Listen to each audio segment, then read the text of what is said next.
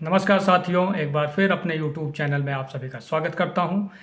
आज हम लोग बात करेंगे दिल्ली विधानसभा चुनाव के बाद भारतीय जनता पार्टी की 27 सालों के बाद वापसी हुई है, जिसका शपथ ग्रहण समारोह रामलीला मैदान में संपन्न हुआ है, जिसमें नवनियुक्त मुख्यमंत्री रेखा गुप्ता जी ने मुख्यमंत्री पद की शपथ ली है। उनके साथ 6 मंत्रियों ने भी शपथ ली है।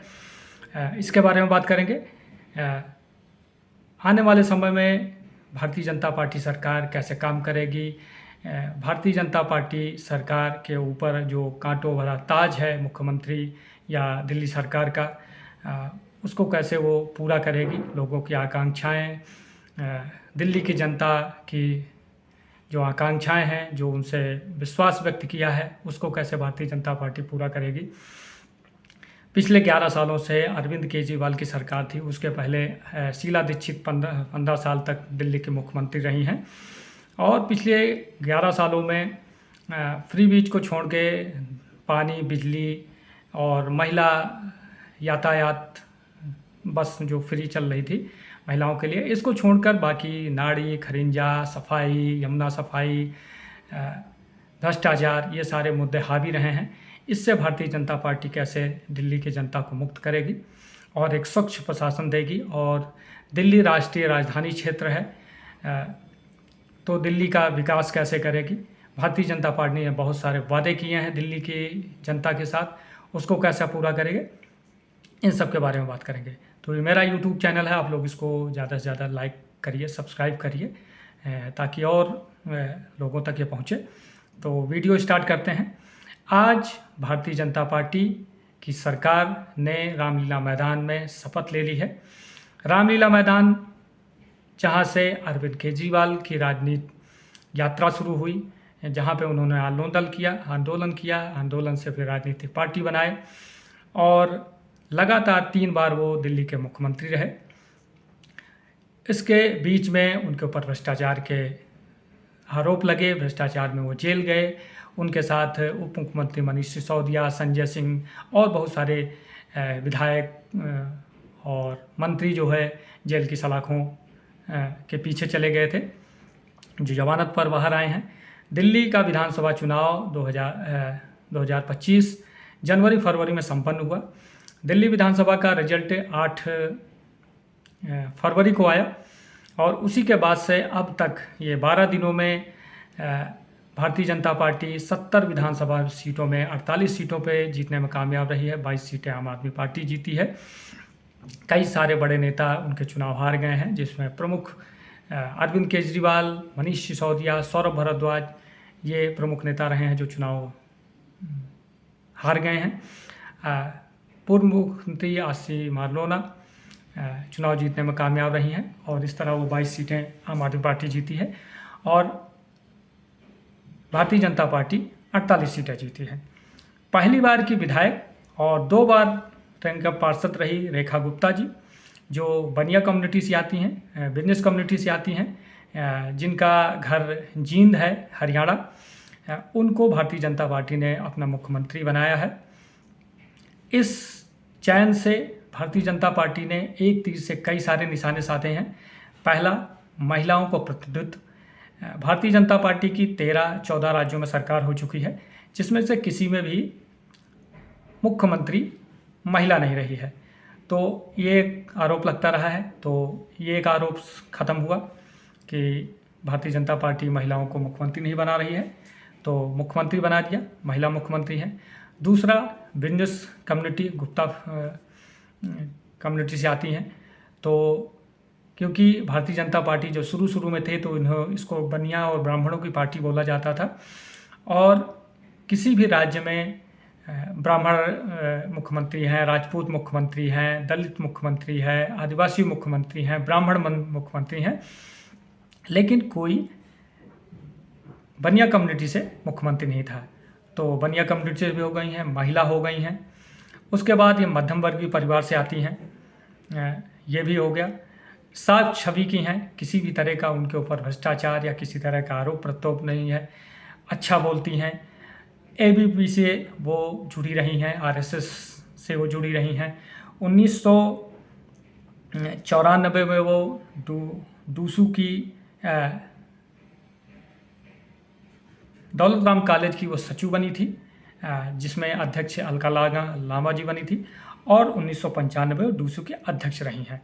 अभी प्रेजेंट टाइम में वो पार्षद रही हैं, उसके पहले और राष्ट्रीय महिला मोर्चा की वो उपाध्यक्ष भी रही हैं। तो पिछले 30 सालों में वो लगातार भारतीय जनता पार्टी के ग्राउंड लेवल पर काम करती रही हैं। 3 बार उन्होंने विधायकी का चुनाव लड़ा, 2 बार वो हारी शालीमार बाग से ही। इस बार वो शालीमार बाग से चुनाव जीतने में कामयाब रही। भारतीय जनता पार्टी ने उनको मुख्यमंत्री बनाया है, और उसके अलावा इन 10-12 दिनों में कई सारे नेता को, प्रवेश मरवा, सिरसा साहब, सतीश उपाध्याय, विजयेंद्र गुप्ता, ये सभी मुख्यमंत्री के रेस में रहे हैं। लेकिन सभी को पछाड़ते हुए रेखा गुप्ता जी के ऊपर केंद्रीय नेतृत्व ने, मोदी और अमित शाह और जो केंद्रीय नेतृत्व है उसने रेखा गुप्ता जी पे अपना विश्वास व्यक्त किया और उनको मुख्यमंत्री बनाया। इसके अलावा प्रवेश साहब सिंह वर्मा, जो जाट कम्युनिटीज़ हैं, उनको कैबिनेट मंत्री के रूप में शपथ दिलाई गई। पहली कैबिनेट मंत्री के रूप में शपथ ली। कहा जा रहा है कि उनको उप मुख्यमंत्री का पद दिया जा सकता है। पहले रेखा गुप्ता जी और प्रवेश वर्मा के बीच में ही मुख्यमंत्री पद को लेकर सबसे ज़्यादा जो चर्चा रही है, वो यही 2 लोग रेस में रहे हैं शुरू से। और कल मुख्यमंत्री चयन जो विधायक दल की मीटिंग हुई थी, तब तक इन्हीं दोनों का नाम चल रहा था। तो कल साहब सिंह प्रवेश वर्मा ने ही मुख्यमंत्री के नाम का प्रस्ताव किया था रेखा गुप्ता जी का, और कल वो विधायक दल की नेता चुनी गई, और आज उन्होंने रामलीला मैदान में चौथी महिला मुख्यमंत्री के रूप में दिल्ली में शपथ लिया है। ये दिल्ली की चौथी महिला मुख्यमंत्री हैं। पहला सुषमा स्वराज थी, जो पहली भारतीय जनता पार्टी की सरकार बनी थी 1993 में। उसके बाद शीला दीक्षित थी, 15 साल मुख्यमंत्री रही। आम आदमी पार्टी के लास्ट टाइम में 3-4 महीने के लिए 80 जी को मुख्यमंत्री बनाया गया था। केयरटेकर मुख्यमंत्री उनको बोला जा रहा था, उनकी पार्टी की तरफ से भी, अरविंद केजरीवाल की तरफ से। अब वो रेखा गुप्ता भी चौथी मुख्यमंत्री होंगी जो महिला हैं और दिल्ली की मुख्यमंत्री बनने जा रही हैं। इसके अलावा सिख कम्युनिटी से मनजिंदर सिंह सिरसा, जो राजौरी गार्डन से विधायक चुनकर आए हैं। इसके पहले वो 2 बार विधायक रह चुके हैं, जिसमें 13 में वो जीते थे। फिर काफ़ी कम टाइम विधायक रहे। उसके बाद 2017 में वहाँ पे उपचुनाव हुआ था, फिर वो जीत के आए थे, और पिछले 2020 में वो हार गए थे, और अब 2024 में फिर से वो राजौरी गार्डन से विधायक चुन के आए हैं। तो वो मुख्यमंत्री के रूप में शपथ लिए हैं। सिख कम्युनिटी से आते हैं। आशीष सूद हैं जो मंत्री के रूप में शपथ लिए हैं। आशीष सूद भी ABP से जुड़े रहे हैं। इसके अलावा वो राष्ट्रीय सचिव भी रहे हैं, और इस समय गोवा और राजस्थान जैसे राज्यों के वो सह प्रभारी रहे हैं। तो संगठन के आदमी हैं। ये भी मुख्यमंत्री पद की रेस में रहे हैं। इसके अलावा रवीन्द्र इंद्राज, जो SC कम्युनिटी से आते हैं, बवाना से चुनाव जीत के आए हैं। इसके पहले भी ये पार्षद रह चुके हैं। कपिल मिश्रा करावल नगर से, पिछले दिल्ली दंगों में कपिल मिश्रा जी का काफ़ी नाम उछला था, और इनके वक्तव्यों को लेकर। तो कपिल मिश्रा जी दोबारा चुनाव जीत के आए हैं करावल नगर से। 2015 में 2 साल के लिए आम आदमी पार्टी में जल मंत्री भी रहे हैं दिल्ली के। तो यही ऐसे नेता हैं कपिल मिश्रा जी, जिनको सरकार में काम करने का अनुभव है मंत्री के रूप में। तो ये मुस्लिम ब्राह्मण कम्युनिटी से आते हैं। और पंकज सिंह, जो विकासपुरी से चुनाव जीत के आए हैं। इसके पहले वो 4 बार पार्षद के रूप में काम कर चुके हैं, और राजपूत कम्युनिटी से आते हैं और बिहार से ताल्लुक़ रखते हैं। तो इस तरह दिल्ली की जो 7 सदस्यीय कैबिनेट होती है, उसका गठन हो चुका है। दिल्ली विधानसभा में भारतीय जनता पार्टी 27 सालों के बाद वापसी कर रही है और जिस तरह चुनाव हुआ और सभी पार्टियों ने दिल्ली के जनता के लिए फ्री फ्री फ्री की घोषणाएं की और अब भारतीय जनता पार्टी सत्ता में आ गई है, तो दिल्ली की जो आकांक्षाएं हैं लोगों की, जो विश्वास व्यक्त किया है, उसको कैसे पूरा करेगी। सबसे महत्वपूर्ण है यमुना की सफाई, जिस पे यहाँ के जो एलजी हैं उन्होंने उस पर काम भी स्टार्ट कर दिया है। वहाँ पे मशीनें सफाई कर रही हैं।